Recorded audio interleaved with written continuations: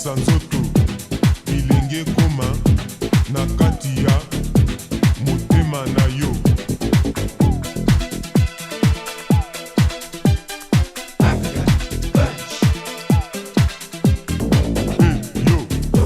Yoka mondule na kati ya chacho ekotela yo ekamata yo ekomisa yo na nzoto nyonso mwa milangwa.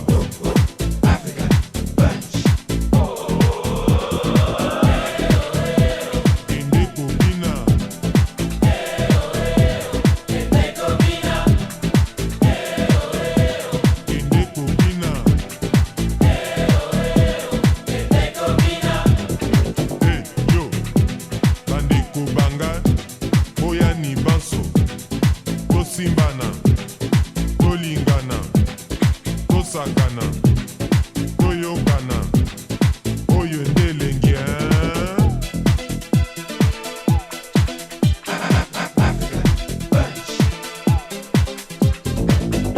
yo, boyokani, pena nguya, eleki nyonso, tobosana, etumbana, koswana-swana, malamu te.